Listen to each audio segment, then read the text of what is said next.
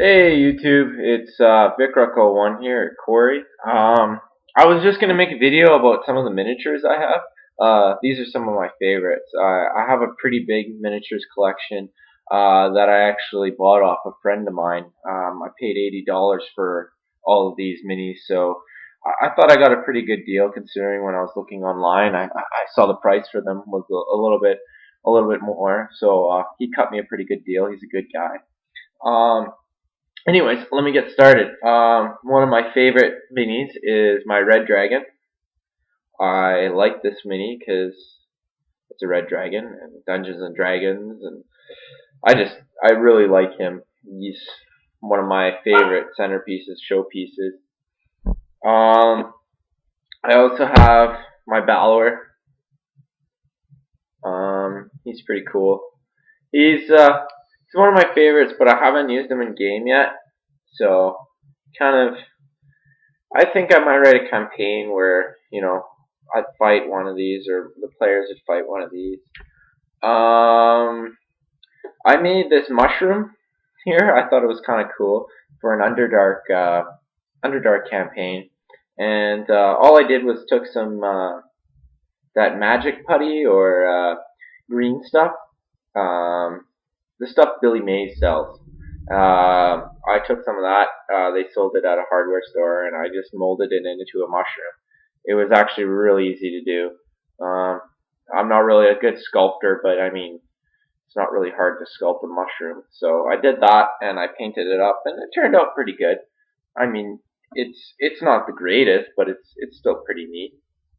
Now, I know Wizards of the Coast stopped printing miniatures recently, but what I've been doing is I still like them, but I've been buying what's called HeroScape, and HeroScape is a game by Wizards of the Coast, and they release miniatures with their game pieces. Now, some of the bases, like this one here, is let me get the standard size here. I'll use the mushroom on the bottom. They are pretty much. Let me get both of them in the picture.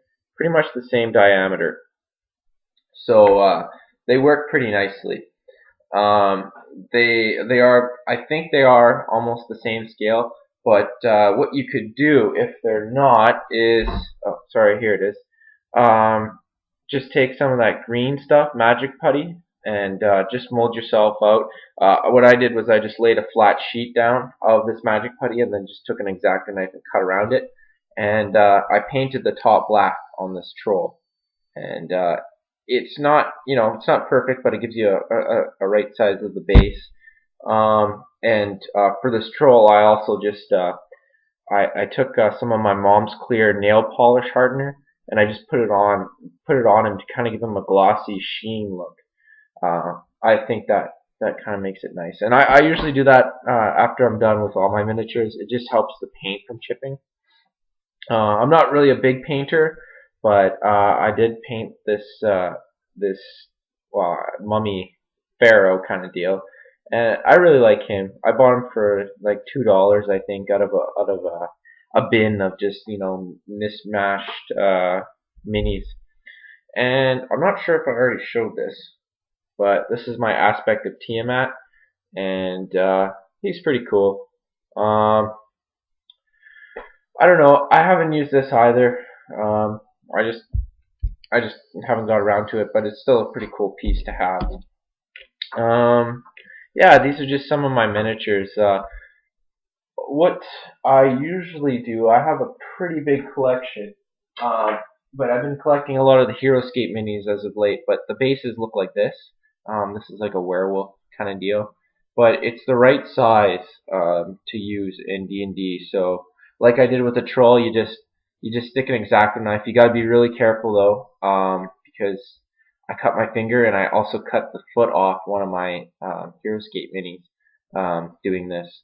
And after swearing a few times, I finally got it put together. But yeah, something like this I probably won't mess around with just because it's really not a really big deal. I mean, some people like the bases, especially when they use miniatures and whatnot. But I play with miniatures and I play without miniatures. Lately, I've been playing without just because it's a real pain in the butt before your game to look for the minis you want, especially when you have a lot. Uh, and you don't really need them. Um, they're nice to have to kind of give a situational awareness of where you are in the game in relation.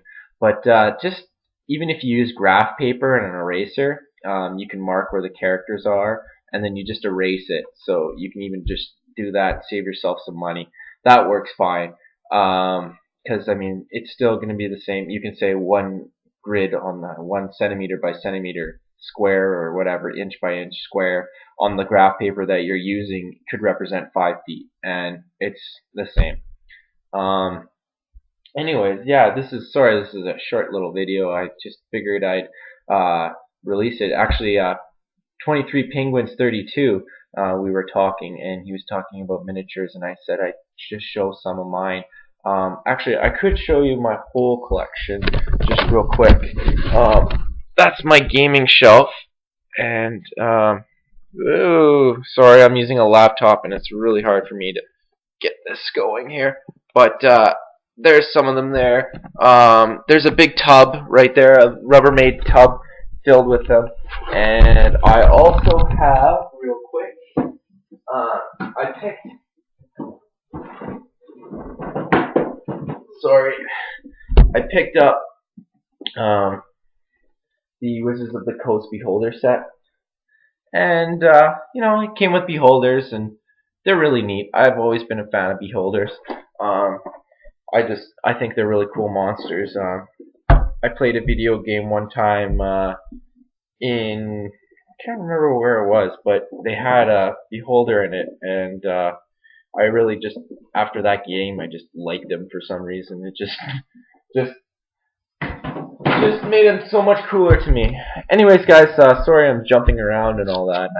I'm kind of excited. I had a great day today at work. So, anyways, I'll talk to you guys later. Have a good week. See ya.